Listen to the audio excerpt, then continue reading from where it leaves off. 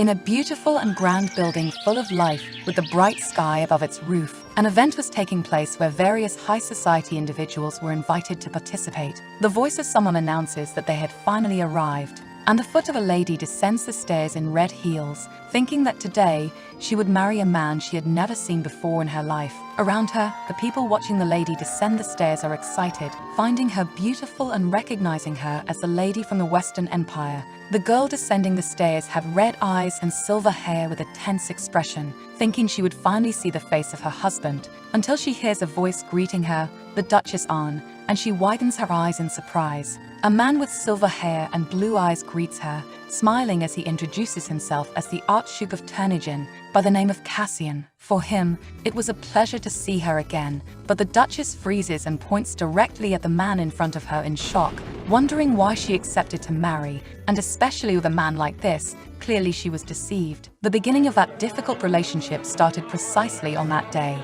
3 months ago, in the ballroom of the Western Empire, at a party with a dance. People toasted and conversed wearing masks during the dance, while a lady stood outside just observing them. From the window, she looks at where the guard from the previous floor was, thinking that it was terrible, unable to believe that today had to be the party at the Imperial Palace. She was drinking with a group of knights the day before and therefore didn't care about the party. At first, she wasn't planning to attend the ball, but that morning, a woman shouted at her that if she didn't go to the party, she would never leave her in peace again, forcing her to go. At the moment, she just had to present herself to the Emperor after relieving a hangover, and at that moment people wondered if Miss Anne hadn't come again, because the Duchess was looking for her, furious.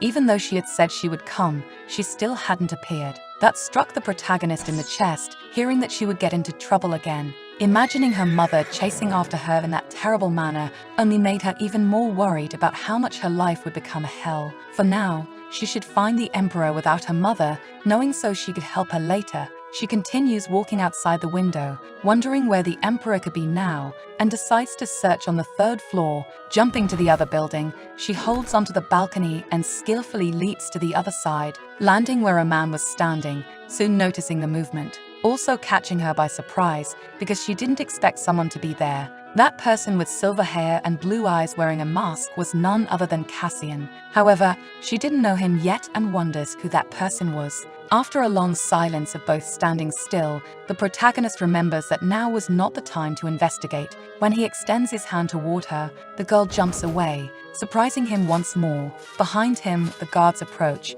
commenting that they heard a strange noise and asking if everything was okay, and he agrees that it was nothing, smiling slightly as he responds that it was just a lost street cat.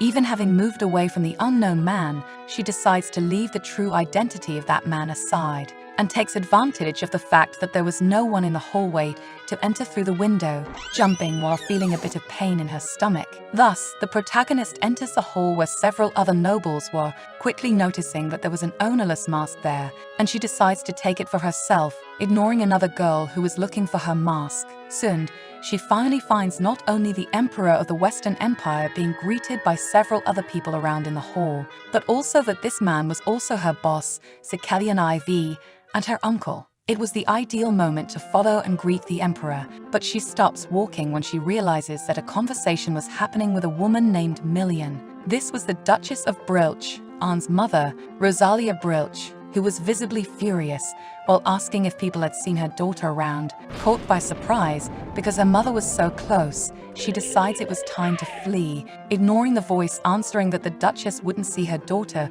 because she was wearing a mask. However, Rosalia herself didn't believe that because her daughter didn't even know the party was a masked one, irritating Anne as she was being followed even after fleeing. This was bad. She needed to escape somehow, and then she notices something that catches her attention, running to the side just as the Duchess interrupts her words. Anne hides from her mother, hoping that the two women will pass by without noticing her. The other woman asks what happened, and the Duchess responds that they could go the other way, worrying Anne because, at this pace, she would certainly end up being caught by her mother, so she closes her eyes. until she hears a voice that surprises her, saying that his kitten was there. Opening her eyes, she realizes it was the masked man she saw on the other floor, and he used his cloak to hide her from others. Ahn asks if he was the person she had seen before, and Castian simply covers his lips with his index finger, signaling for her to be quiet.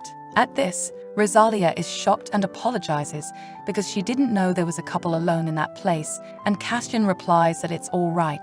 The Duchess asks if there was someone hiding in his cloak, and he laughs, saying that his partner was very shy, making Ahn grimace. Rosalia then laughs and leaves with her companion, telling the young couple to have fun. When they leave, the protagonist sighs in relief and steps out from under the man's cloak, wondering why that man helped her. Trying to ignore the words from before that bothered her a little, Cassian asks if she found what she was looking for, smiling at her when he sees her confusion. And he explains that she looked like an intruder, eliciting a sigh from Ahn, who didn't like explaining everything. Then, she asks why he didn't say anything if he knew she was an intruder, and he responds that it was simply because it was interesting. Blushing a little, the protagonist wonders who he was, because it was the first time she had seen him. Perhaps he was a foreigner. At this, Cassian comments that he might be interested in a street kitten, a nickname that makes Ahn cross her arms, eliciting another charming smile from him, but she turns away, covering her mouth,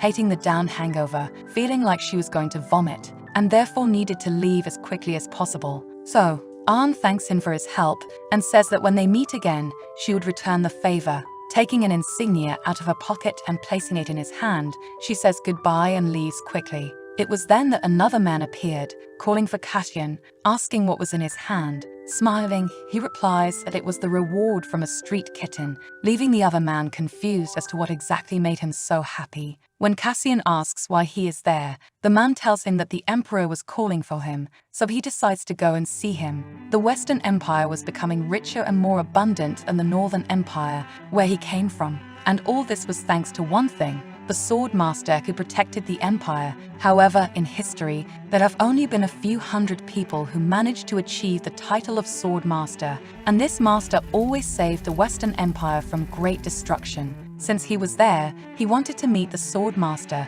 or at least that's what Cassian thought he could do. While drinking his tea, he thought it would be fun to meet the master who was said to be so incredible. After telling this to Sekelian, he replies that the person known as the Sword Master had no shame and didn't even show up when called. Cassian understands that this was a very difficult person to deal with, and the Emperor confirms this because, although they couldn't help but boast, it was indeed a bit complicated. If the Emperor spread the rumor that Ahn was a sword master abroad, the Duchess would kill him because it could prevent her from getting married. Then Cassian looks at the beautiful scenery around, and especially at the Duchess pulling Ahn's ear, making him smile as he realizes that, in the end, they had caught her. Sekelian comments that they could start talking about the imperial marriage and asks if he found anyone of interest. Indeed, the purpose of the recent festivities was to create harmony between the Western and Northern empires, the place to seek Cassian's future marriage partner. Any girl would be fine, and the Emperor makes it clear so that the young man can choose from all the available options. If they meet the conditions, it doesn't matter who it is, but it would be good to marry someone who at least entertains him. This makes him remember his earlier interaction with Ahn, especially when she said, "I will return the favor." Then he shows the emblem to the Emperor, responding that he wanted to marry that person, catching the man completely by surprise because that was Ahn's insignia, and Cassian asserts that he would marry the owner of that insignia. The immense military power of the Western Empire and the battle of the heroes of their country belonged to the one they admired so much, the great knight of the Templar Order, Ahn, recognized as the great sword master. Despite this, her mother always begged her to get married, and she ignored her. On the other hand, her family believed she was a problematic daughter who urgently needed to marry. Rosalia always insisted that she listen to her, also making sure that her problematic daughter didn't escape through the window, and they even had a candidate from the neighboring country. Excitedly, she mentioned that all the young women of her age were married. That love was a wonderful thing her daughter should try. It seemed so easy for her to say when it was Rosalia speaking, which made Ahn's expression firm. Her mother asked if she knew what others called her, and the protagonist suggested it was Great Sword Master and National Heroine, but it was neither. After thinking for a while, Arn suggested it could be Mad Dog, irritating Rosalia, because not only that, they called her the Mad Dog of the Empire. The Duchess began talking to other men about marriage, and they all shared their traumatic experiences with Arn, as they were beaten almost to unconsciousness. Everyone always refused marriage proposals because they were afraid of her, which made the protagonist smile, responding that they were all weaklings. In the end, not even the great swordmaster could escape her delicate mother's attack after mocking so many suitors. Sitting down, Rosalia sighed that this poor and sick mother just wanted to see her little daughter be loved. Arn asked if marrying or being married was an obligation, and she replied that everyone had the right to be happy in their own way and different forms. That made the Duchess smile and respond that she could live as she wished as long as it made her daughter happy. That's what she would allow. However, she couldn't ignore the fact that she didn't want to go out with anyone. Having a relationship made Arn grimace. Even the Emperor became concerned about this and chose to make her get married, which surprised Arn, who asked who the candidate was. Her mother revealed it was the Grand Duke of Terneuzen from the Northern Empire, catching her by surprise. Rosalia said many rumors claimed he was a very handsome man, and Arn asked how she could marry a foreigner from the Northern Empire like that. Her mother insisted that there was no other sensible man willing to marry her, at least not in their territory. The protagonist still refused, not wanting to marry someone she didn't even know, but she had no choice but to marry anyone else. So,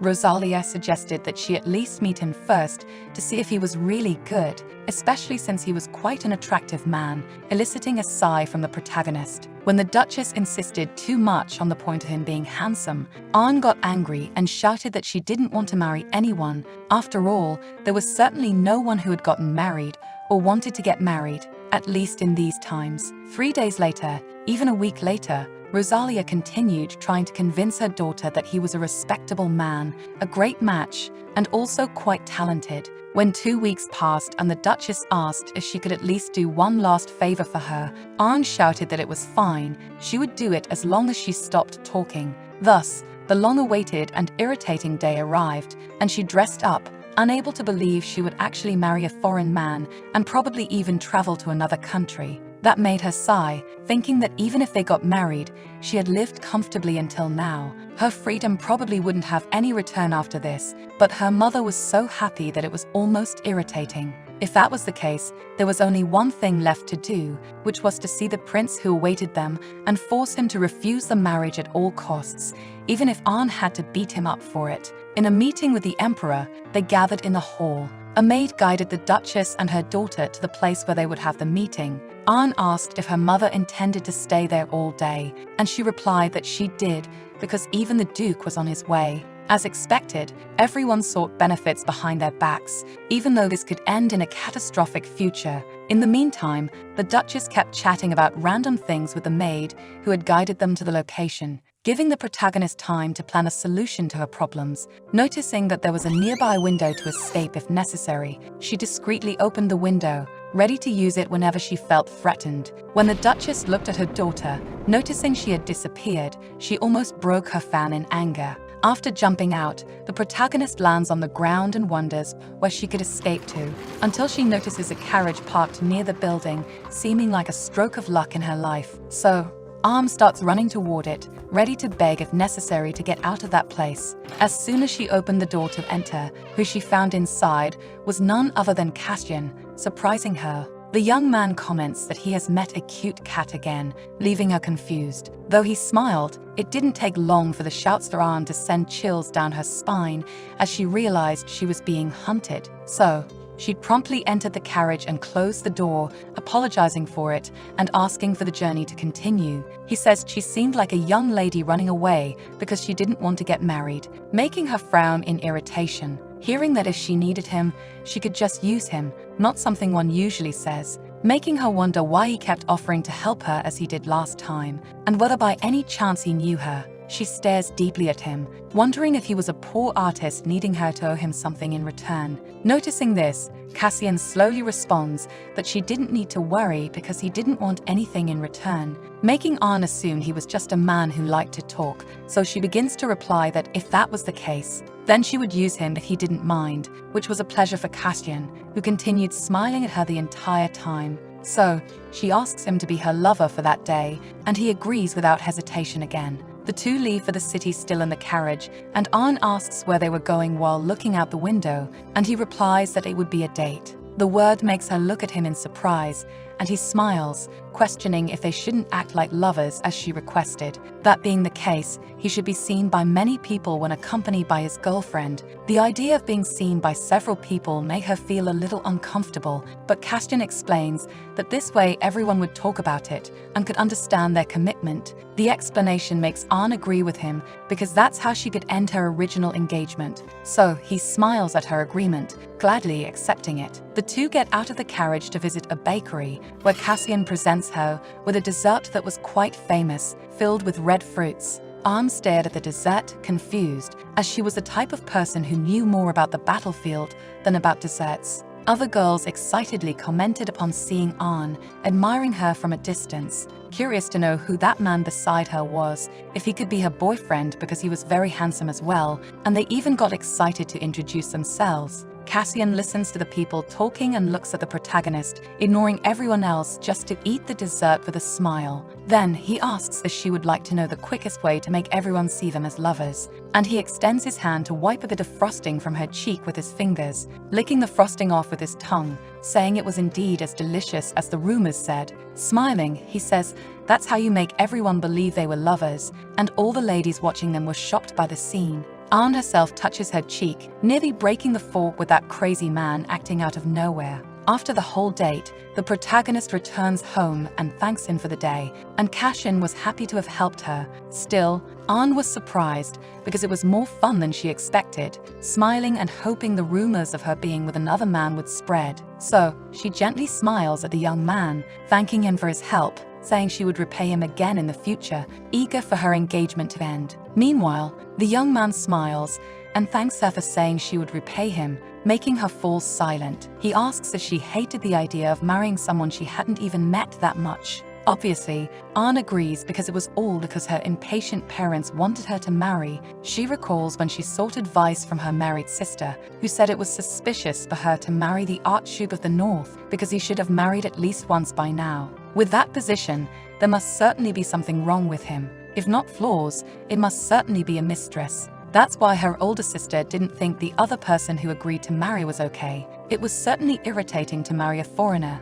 That's what An also concluded and spoke openly, leaving Castian silent and almost shocked because it was the first time he was treated as irritating so openly. Still, he simply responds that he hoped her wishes would come true. Soon, rumors that An had a very handsome lover began to spread rapidly among the high-class people, and the protagonist knew that her marriage could be cancelled that way. But to her surprise, her mother's reaction was entirely different, smiling because at least she could have told her that she was with a secret lover, and she agreed that An should marry the secret lover if she truly loved him. An began to sweat nervously when the Duchess said that the Archduke didn't care about scandals. He was really a lovely young man. That was why the Duchess didn't want a powerful political marriage. She just wanted her to marry anyone. In the end, her attempt to break off the marriage was completely wasted. The only option left for the protagonist was to confront her mother directly now. So, An says that she really didn't want to marry anyone.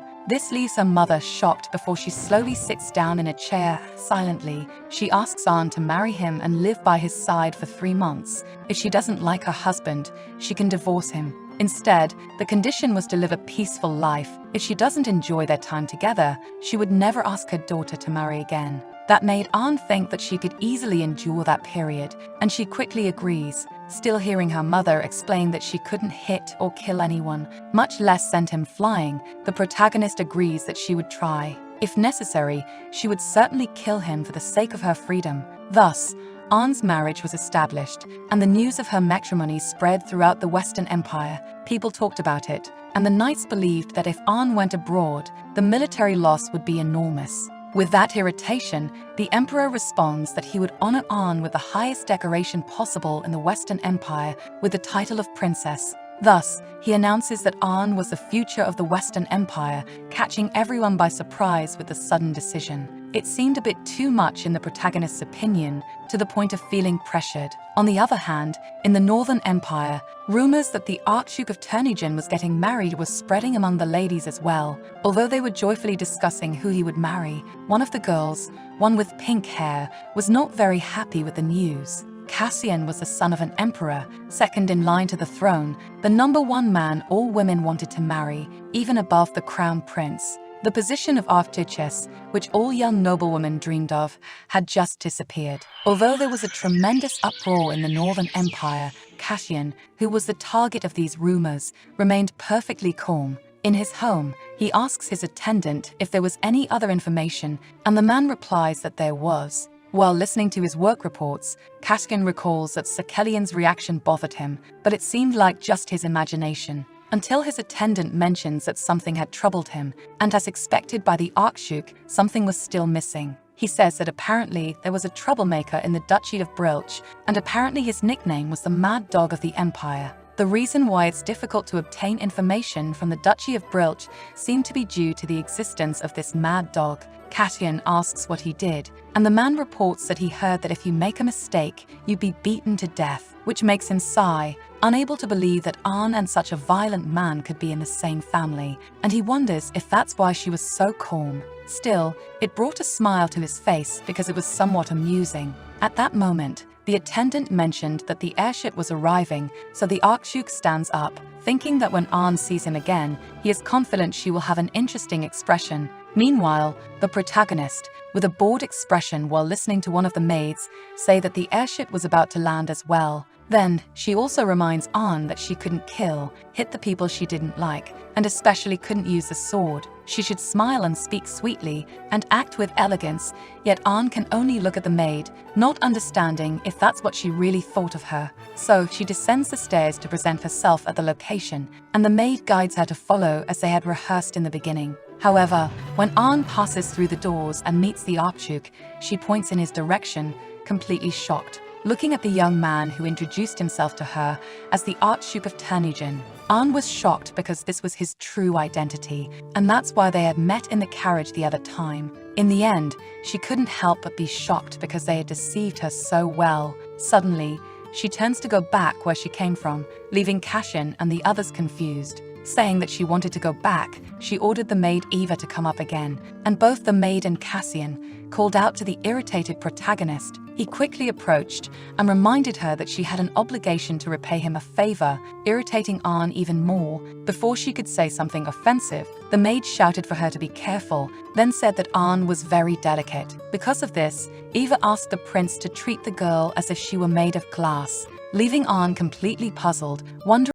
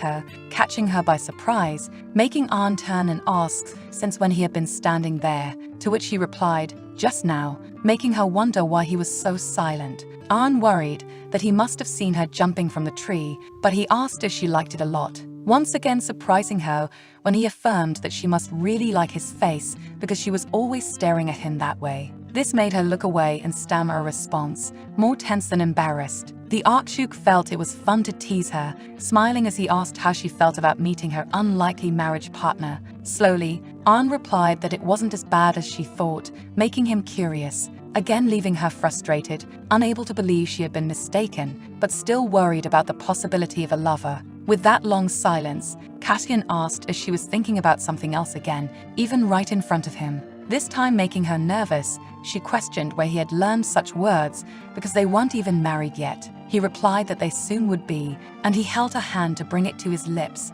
saying it was too late for her to escape. Turnagain Castle was more turbulent than ever before, but there was a reason for that. It was the wedding day of the owner of Turnagain Castle, and the maid Eva was even crying with emotion. And Arn complained a little because the maid was talking as if her mother had passed away, but she was very much alive to see it happening in person. While being prepared by the maids, Arn listened to her mother talking through the crystal ball, wanting to see her wedding in person, to which the protagonist replied that she would be watching through the magic sphere anyway. The Duchess smiled as she said that Sir Kellyan would also be watching the wedding regardless, mentioning that he had also gone to the Northern Empire to watch in person, worrying Arn because she intended to divorce afterward, but the pressure from all sides was too much. A little later, the maids announced that they had finally finished preparing her. Now perfectly ready, they praised the protagonist, saying she looked beautiful, even more so than any other bride they had seen. Arn couldn't believe she really had to do something she didn't want to, and she wondered if she should enter a loveless marriage.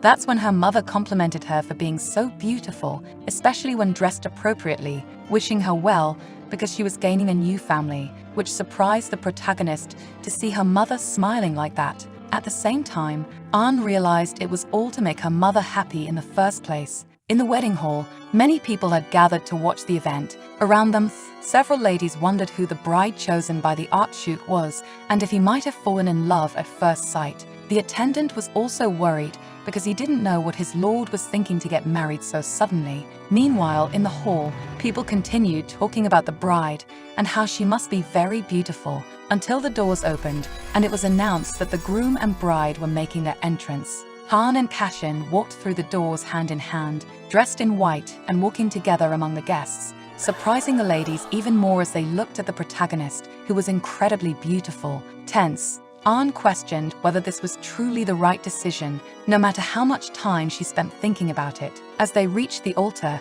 the priest began to announce that he would like to thank the guests on behalf of the couple. He asked if the bride swore to love her groom forever, which made her even more tense, wondering if it was really okay to make such a false vow, but despite everything, she averted her gaze and agreed to swear. Then, the priest asked if the groom swore to love his bride forever, and Cassian agreed without hesitation. At that moment, he announced that they could kiss as a promise that their love would last forever, catching Arn off guard. Blushing, she looked a bit tense when Cassian lifted the veil from her face and held her chin, saying that if she didn't want to, she should run away now because it would be her last chance. But Arn made a face, responding that he was the one who said it was too late for that. This made him smile as he agreed, looking deeply into her eyes and pulling her closer by the waist. Before kissing Arn, and all the guests applauded the two at the altar. As they pulled away, the protagonist felt dizzy and breathless after the kiss. The priest smiled as he declared that the Archduke of Turnagain Cassian and Arn were officially married. Hearing this and seeing Cassian's usual smile, Arn blushed, feeling like she was in big trouble. Turnagain Castle was abuzz with the wedding banquet. The maids hurriedly pulled the protagonist along so she could rest a little because they didn't want to strain her feet. Arn grimaced because she could do all of this on her own, but the maids insisted on helping her. Remembering the kiss during the wedding, her face blushed again, and she tried to forget it because she was overthinking. Finally, the maids showed her to the Archduchess's quarters, where she would live from now on. It was an enormous room that impressed Arn, looking much better than she had expected. Sitting on the bed, she hoped she could rest peacefully now, sighing before hearing the maids say they would leave, laughing and hoping that the two could have a good night together. Arn didn't understand their expressions at all and realized that she couldn't stay still. The last thing she wanted was to become a woman who killed her husband on the first day of their marriage. So, she decided to flee and opened the window of the room immediately, seeing the night sky, and realizing that it was possible to run in that direction until she heard a voice asking her what she was doing up there. Looking back, Arn realized it was Cassian who had entered the room. This time, he was staring at her seriously as Arn realized she had been caught at the perfect moment of her escape.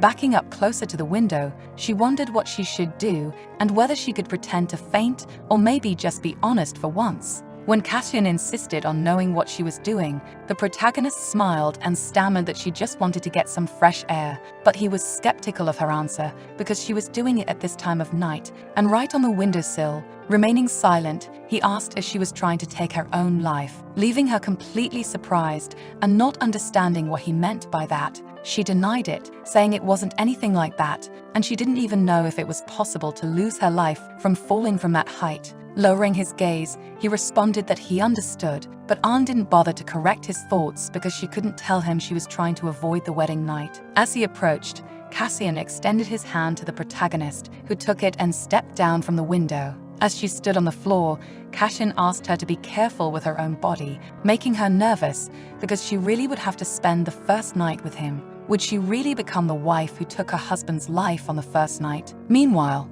the Archduke was only thinking about Eva's words that Anne was too delicate and should be treated like glass. Even though he knew she was delicate, he didn't realize she was mentally pressured to the point of trying to take her own life. So, he continued holding her hand and guided her further into the room, while Anne didn't know what to do. Maybe she would have to knock Cassian out now, but she stopped when he turned and called her name, suddenly lifting her in his arms with a smile that made her blush, unable to believe she would really spend the wedding night with a man she didn't even know. As she closed her eyes, she tried to think of a solution, but suddenly she just found herself being placed on the bed and having her body covered, leaving her even more confused than before by his actions. Cassian knew she must be having a hard time, so he just wanted her to sleep well, surprising the protagonist because they were really just going to sleep, even on their first night. Noticing her shock, he leaned in and asked her not to worry too much and just rest. Then, he turned to leave the room,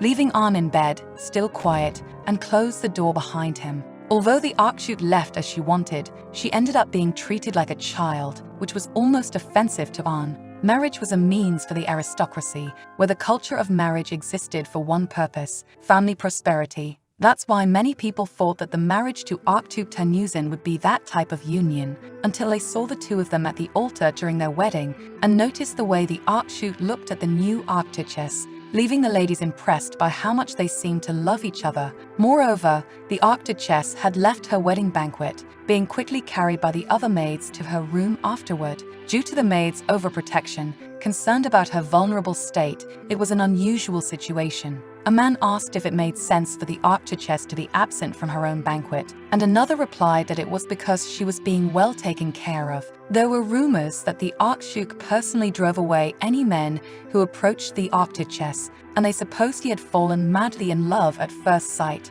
The misunderstandings continued to intensify day after day after that, but the truth was different. While Anne was sitting under the tree under Castian's gaze from a window, his attendant looked at his lord a bit incredulously, wondering what he was doing and if that was the look of true love. Suddenly, the attendant, Alan, was called by the Archduke, who looked in his direction, asking him to inquire what he wanted. After a moment of silence, Cassian asked what it meant when the bride tried to take her own life on the first night, catching the other completely off guard, who responded that he didn't know, but it probably meant that the bride hated the marriage to death, making the Archduke sigh. Then, Alan handed him a letter that was an invitation from the second Imperial Prince, surprising Cassian as Mackenzie left immediately after delivering it. Alan asked when the Archduke intended to present his greetings to the Emperor, and slowly, he replied that it would be soon. A little later, the protagonist was having tea in the garden with her maid when her mother chattered about her recent marriage, leaving the girl a bit tense in her chair. When she choked on her tea, Eva became concerned for Anne, who coughed and said she was fine, feeling the urge to destroy the magic sphere her mother used to talk, until Rosalia mentioned that her men were causing a scandal because the Golden Dragon Knights went on strike, demanding Anne's return. The Emperor asked her to tell them to stop those men, surprising the protagonist. As she heard that they had already lost contact with some of them, Sekelian felt abandoned. And since Anne hadn't responded to their calls, they became worried, but she said that if they couldn't find her, they could ask Uncle Sarno for help. Her mother commented that she had heard that she hadn't greeted Duke Sano either, making the protagonist avert her gaze and respond that it was because she was a bit busy, but obviously she didn't want to talk to an irritating person. But it seemed that after everything, they went on that huge strike, worrying and irritating Anne with the likely jokes they must be making about her now, until a maid called out to the Archduchess, pulling her out of her thoughts. When she heard that the Archduke had sent her some gifts, or rather, a pile of them, Rosalia became emotional, saying her husband must really like her, and Anne wondered if these actions were just because he was worried about what happened the night before. Suddenly, the protagonist felt like she had just seen something in the bush behind the servants with the gifts. It was the presence of a man with a smile on his face, making her wonder why he was there. This man was Crave, who was supposed to be in the Western Empire, but suddenly appeared there. She hadn't even invited him to the wedding to avoid anyone discovering he was a knight, so his presence was problematic, to the point where she considered that she was seeing things. But even after looking twice, there was no doubt that the man was indeed Crave. Now that she had seen him, her first priority would be to find an opportunity to get that guy out of there before anyone noticed. Pretending to pour tea into her cup, she whispered to him, asking why he was there and telling him to leave. To her frustration,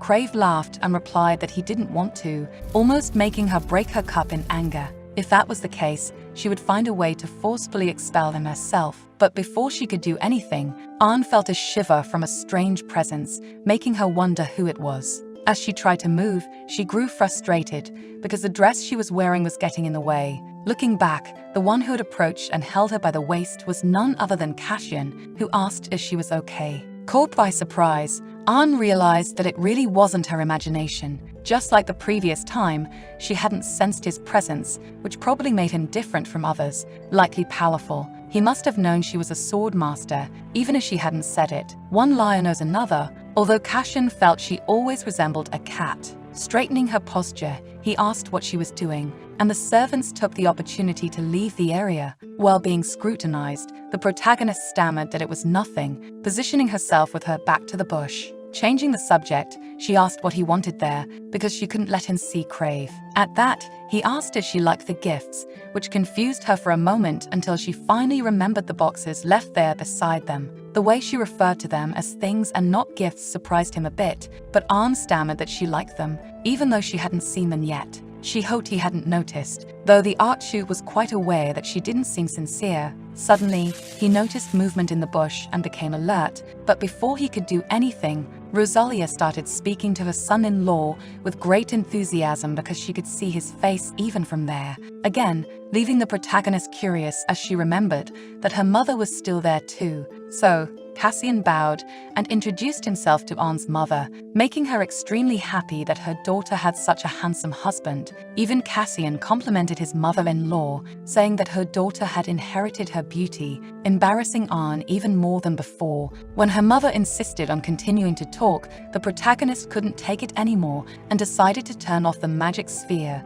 wanting to get rid of it. After doing so, Anne apologized to the Archduke, who responded that her mother was quite adorable, drawing a disbelieving look from her. Finally, Anne decided to change the subject and asked what brought him there since he should have been working at that time. Instead, he inquired if she was feeling better, leaving her confused until she remembered it was about the earlier incident in the room. Cassian averted his gaze, wondering if marrying him was really so horrible, worrying the protagonist, who needed to clear up the misunderstanding. He said he would help her, so he just asked her to explain what she did the previous night, making Anne try to stammer a response that she was fine. Although she didn't know what to say, whether it was the truth, it would be quite embarrassing to say it. So she decided to respond, but there was no need to worry because she was indeed fine. Still looking downcast, he said that if she ever wanted to talk, she could do so when she felt comfortable. This was driving the protagonist crazy. It seemed like he really wanted to know the truth. As Cassian turned to leave, still embarrassed, Anne approached to ask him to wait a moment,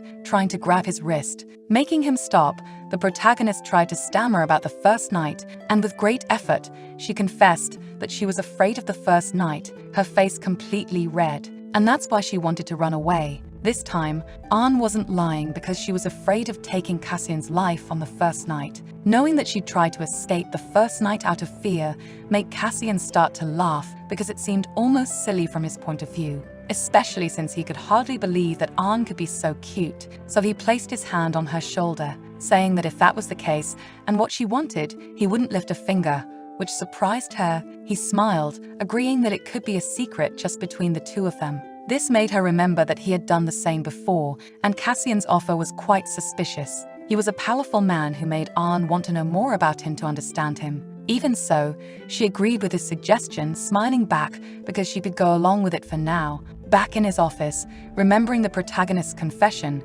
Cassian smiled because he hadn't thought she was afraid of that. Seeing his lord's smile made Alan wonder what had happened and if he had finally gone mad after getting married. Despite calling out to him, the Archduke seemed perfectly normal, so he let it go. That's when Cassian told his assistant that there was a rat hiding in the castle and they should find it and kill it. Meanwhile, back in the garden, the maids cried out in surprise because the crystal ball had been broken, wondering who had done it, because it should have had a reinforcement spell and couldn't be destroyed by human power. While they were yelling, wondering who could have broken it and who should have been responsible for taking care of the magic sphere, Ahn sipped her tea quietly. It was a relief to have broken it because it was an annoying sphere, and she took the opportunity to destroy it when no one else was watching. Crying, a red-haired maid shouted apologies because she was the one responsible for it. Bowing because she should have been more careful, she felt very sorry for having made such a big mistake at work. The housekeeper shouted that she could never buy another sphere,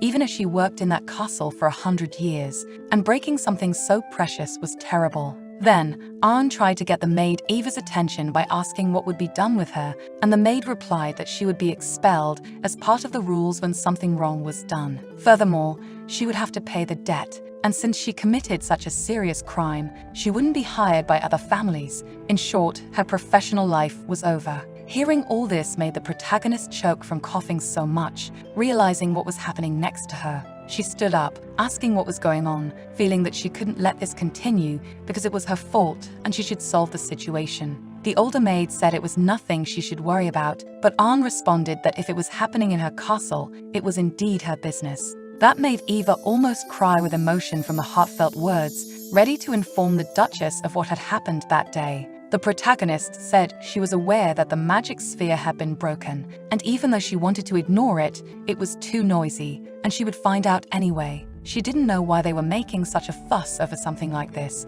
It wasn't a big deal, and they could end it soon, hoping that way the maid wouldn't be expelled. Faced with such kind actions, the maids were impressed because Ahn was indeed very merciful, to the point that her gaze was killing them. The housekeeper questioned if it was really okay to leave it like this, and Ahn responded that people could make mistakes in life. They could buy another magic sphere. Therefore, she ordered them to end this problem once and for all the others to return to work. A little later, the red-haired maid approached the protagonist and, still crying, asked her to accept her deep loyalty, catching her by surprise. Although Ahn said it wasn't a big deal, the maid shouted that she was her savior and knelt, affirming that she would owe her for life. Even though she herself was the one who broke the magic sphere in the first place, the protagonist nervously smiled, asking her to calm down. Another maid approached the red-haired maid, Erica, and cheerfully showed something to both of them inside a small handbox. Because she imagined something like this could happen, she sent enough magic tools and quickly acquired a second magic sphere,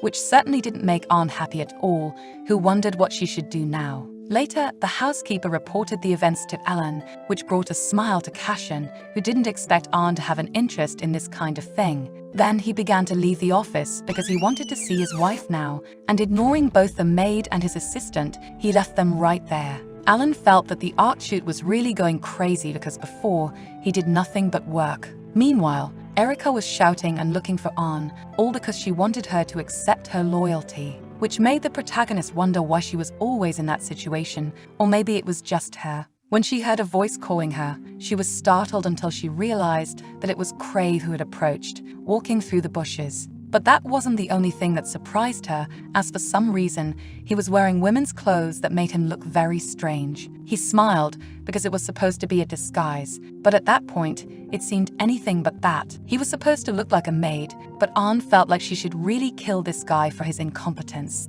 She asked if no one noticed, and Crave assured her that his disguise and infiltration skills were perfect. Ahn asked about the Knights and what he was doing there, and he cheerfully said that he had quit. which caught the protagonist by surprise, especially because he replied that it was all to be by his leader's side. Crave stated that he had no choice but to swear loyalty to the emperor and fulfill his duty, but he just wanted to be loyal to An, although she turned to walk away and ignored him. The knight continued asking if she had forgotten the battle that saved her life because his loyalty was heavier than death, questioning what kind of marriage this was in the first place, and he thought An was pretending to be vulnerable, but he wanted his magnificent captain back. Even though she heard all of this, she felt that he was too noisy and almost wanted to ask him to shut up. Irritated, Crave approached her, asking her to bring back the Swordmaster because clearly there was something wrong with An. The protagonist ordered him to be quiet and leave because her uncle would soon be home, so they could do it together.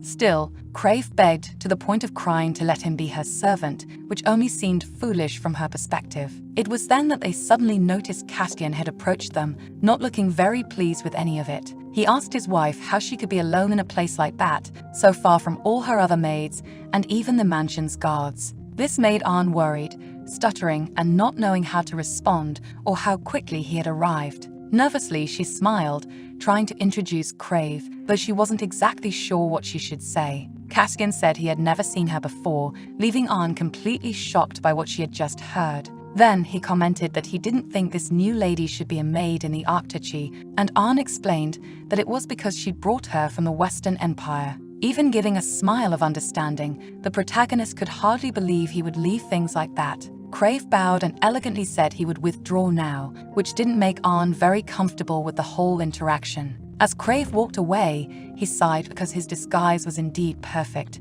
and he was confident of that. But when he recalled the two expressions of Cassian, he wondered if by chance he had seen wrong. Watching Crave leave, the protagonist realized that her husband's expression was not very good. When he looked in her direction, she asked if by chance he was angry after all. That's what it seemed like considering his tense face. But Cassian asked if she was talking to the maid alone in secret, to which the protagonist gestured no. With a smile, he agreed that he would believe her, relieving An because she wouldn't have to focus too much on explaining herself. Still, she mentioned that the maid from earlier didn't seem very normal, having big muscles to the point of looking like a man. And Cassian responded that it was very impolite to doubt someone's gender based on appearance, which even surprised An, although she agreed. That made An even doubt whether Crave's disguise really worked on him, even though it was horrible. After a moment of silence, Cassian said that, as he thought, her thoughtful gaze was beautiful. Widening her eyes, An asked if it was true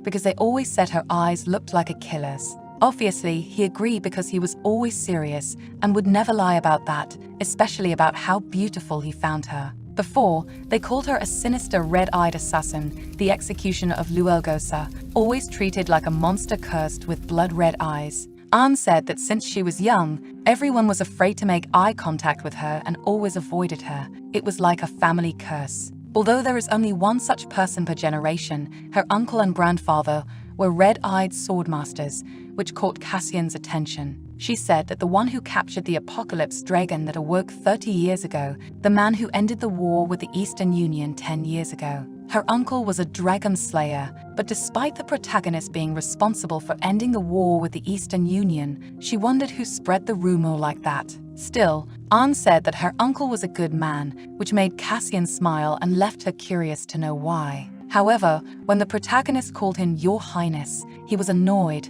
and asked her to call him dear, which completely surprised her because it was so sudden, and it also embarrassed her because she had never said anything like that before. That said, the Arctu decided that he would call her by her first name, An, from now on, and that's why he also wanted her to call him by his first name. Hesitating, she tried to say Cassian's name, which brought a happy smile from him, praising that it was much better that way. Later, in his office, Castian felt that from An's reaction, she didn't seem like a dangerous person and could investigate the intruder later. At another time, Crave happily went to meet the protagonist, but it had been 2 days since he had been dressed like that, and to his surprise, no one had noticed yet. That made An curious to know if only she found it strange, so she called for Crave, who immediately responded to her when she asked him to explain what had happened. He said that after she left to get married, the Golden Dragon Knights turned upside down because they all had the same reason to stay together. They were all there just to follow on, and soon she ended up leaving, so they couldn't remain together if the reason they were there was gone.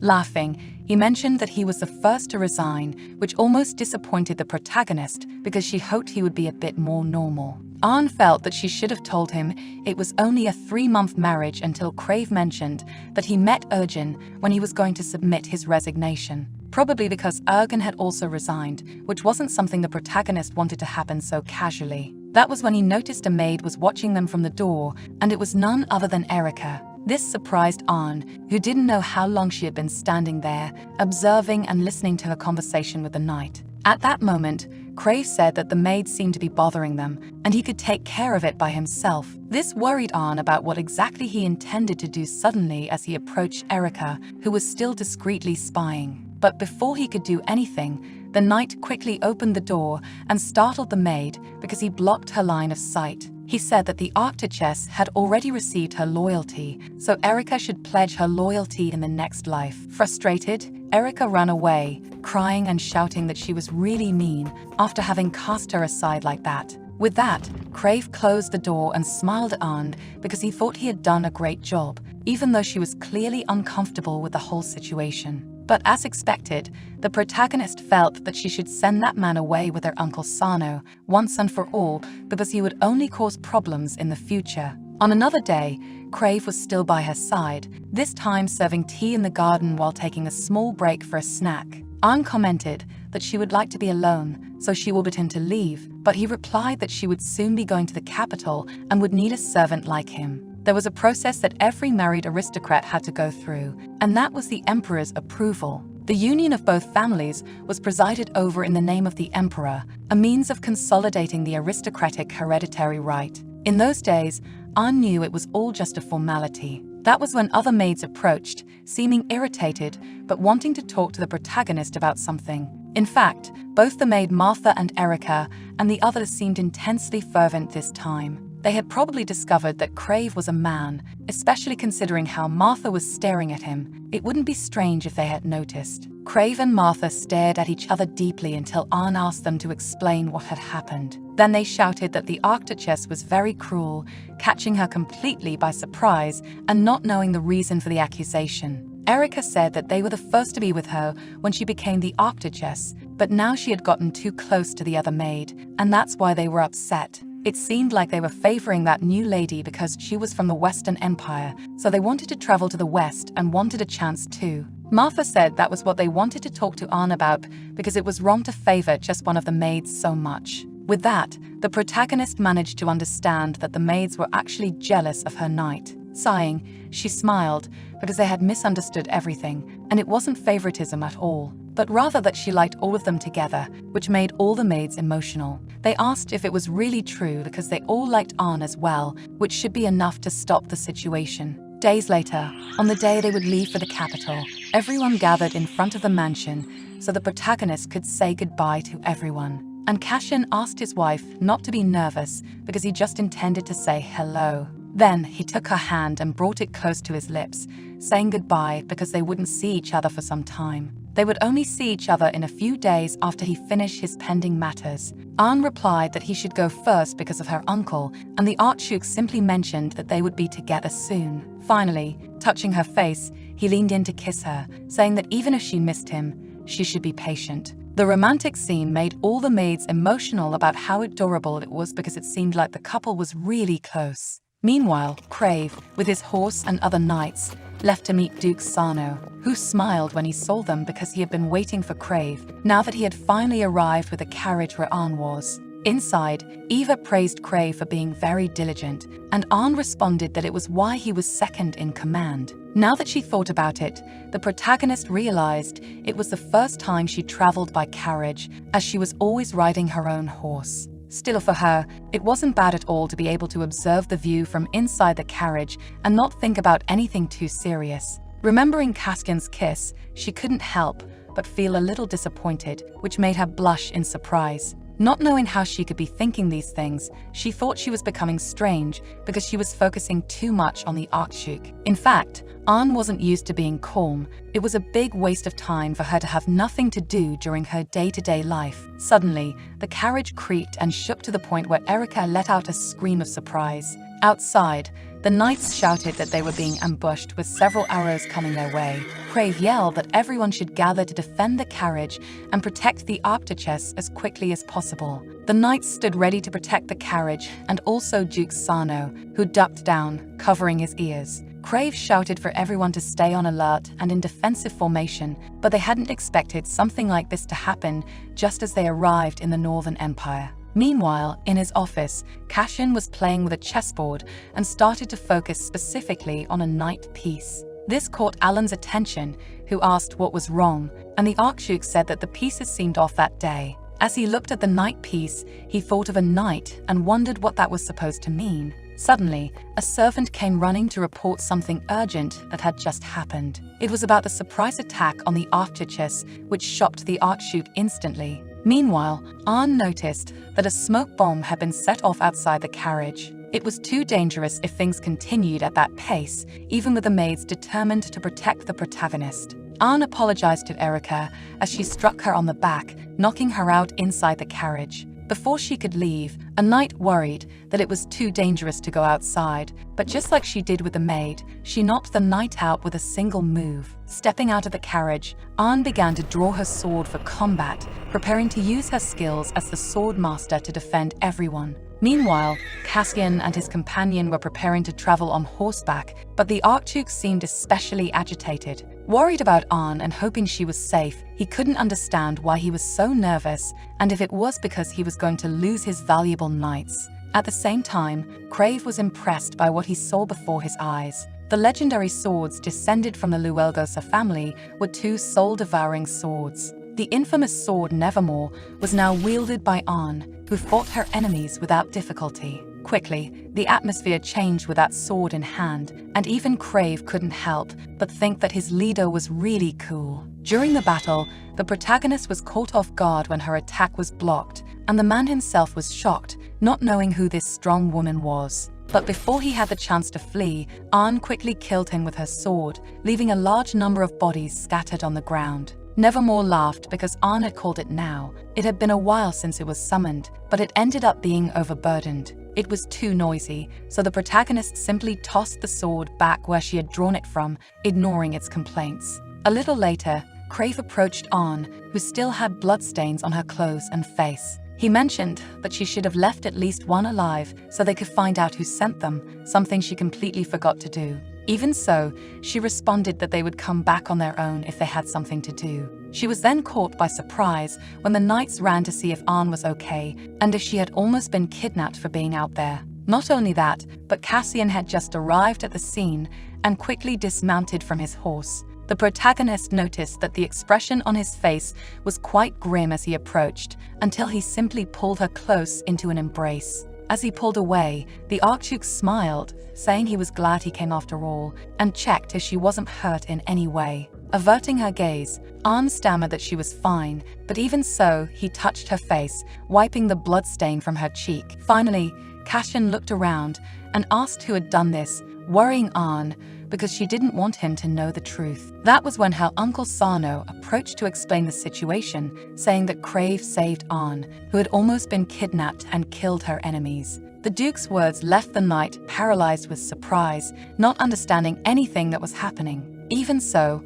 Anne pointed to him and agreed that this was indeed the case, surprising him even more. The Archduke looks at him and asks if he really did all that, and slowly, looking at the bodies around, he gestures that it was indeed true. Crossing her arms, there was an aura in Anne that indicated she would deal with him if he didn't go along with the story they were creating. Finally, Crave slowly agrees that he did indeed do all that and that he was very good at what he did, though he seemed to have serious difficulties lying about what had happened. In the capital of the Northern Empire, people were still gossiping about the Archduke and Archduchess who had fallen in love at first sight and quickly married. No one would have imagined that he would marry the princess from the Western Empire, which made them wonder what would happen to Haley. because she was like a dog chasing a chicken, yet there were still many other people who wouldn't react well to that marriage. Later, when Arn and Castian arrived, the protagonist noticed that the mansion of the Archduke of Terneuzen was truly enormous. On the way, they were greeted by a butler who welcomed them, and the Archduke was happy to see that man after so much time. He introduced himself as the mansion's butler and asked if it was all right for them to take a tour of the mansion to get acquainted. Thus, in the imperial palace in the Northern Empire, Sano sighed, looking quite tired as he rested on a sofa after the disturbance in the carriage. Because a few hours earlier, when Sano approached to say that those probably weren't all the assailants, he noticed that Castian seemed strange. Turning around, he said he already knew who was responsible for the surprise attack, darkly touching the Duke's shoulder, and assured him there was nothing to worry about, because Arn was very precious to him and wouldn't cause any problems for them, despite being determined and visibly ready to defend her at all costs. Now, Sano wondered if it was a good idea to send Arn with that Archduke, worrying that she might become the victim of some conspiracy. But knowing his niece, Arn would certainly return after taking everyone's life. For now, he just had to wait and see how long that would take. That's when a servant approached because His Majesty requested an audience with him and ordered him to follow now, which was a relief for the Duke because, in truth, he was worried about ending up being expelled, so he stood up with a nervous laugh. Gesturing for a knight to approach, he decided to continue with his mission, which was more important now. Showing a large number of gifts he brought for the visit, it was also a warning to take good care of Arn. If they tried to do anything against her, they certainly wouldn't stand idly by,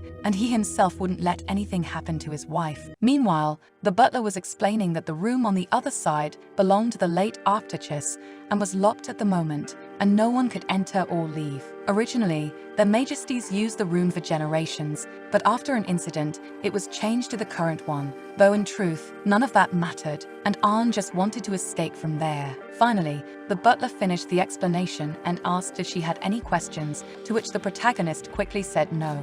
With that, he could assume she was familiar with the mansion's layout and asked her to rest a bit now. Finally, Arn managed to lie down for a moment and sighed in relief, though it still wasn't time to rest. When she got up, who appeared at the door was none other than Crave, smiling at her with that same innocent and happy look. And as he entered the room, she questioned why he was there, though it should have been obvious for the knight to always be by her side. Arn asked if he didn't disguise himself as a maid this time, which made him joke that she seemed sad that he wasn't a maid there by her side. Then he mentioned Cassian, wondering how someone as handsome and of good status as him married his leader, something the protagonist herself wanted to know. At the door, they heard knocks, and Arn asked who it was, to which the Archduke himself responded. This made Arn and Crave look at each other worriedly, while Cassian wanted to enter the room. The knight suggested the idea of hiding, but the protagonist refused because it could only cause an unnecessary misunderstanding. So, Arn simply told Cassian to come in, and he quickly noticed Crave's presence next to where his wife was sitting in the room, to which the protagonist said that he came to inform her that her uncle Sano also wanted to speak with her, drawing a less than happy smile from the Archduke. Finally, Arn asked what brought her husband there, while Crave averted his gaze, trembling because he was receiving that cold and frightening look again. The Archduke replied that he was there to inform her about the schedule for the next day, and also because he missed his wife. This left Arn speechless, not knowing how to respond because things could escalate in a problematic way. At that moment, a maid approached to inform her that her bath was ready, but she was worried she might be interrupting something. Arn quickly denied that it was the case, actually feeling that it was the perfect moment for Eva to appear. She hurried past Cassian, saying she was going to wash up, and he smiled, telling her to go ahead, not seeming to have any problem with letting her leave the room. At the same time, Crave bowed, saying he would take his leave, but before he could pass by, the Archduke told him to wait. Closing the door, he asked if the knight could give him a moment, which worried Crave about his intentions, perhaps suspecting that his identity had been discovered. Laughing nervously, Crave hoped that smiling would make him seem more harmless, but it didn't seem to work on someone like Cassian. Finally, he nervously asked what Castian wanted to talk about, because if he discovered who he really was, he would be in serious trouble. To his shock, the Archduke said he wanted to ask a few questions, one of which was to know Crave's true identity. It seemed it was too much to claim he had defeated those who attacked them earlier, but Castian mentioned that he had a rough idea of who he was. There were two things he was curious about: his true identity and what his relationship with Arn was. Tensing up, the knight responded that it was a relationship too close to be explained in words. Crave didn't want to deceive him, but he apologized because he couldn't reveal everything in advance. He was worried and very anxious seeing how far Arn had come, so he followed her to ensure her safety above all else.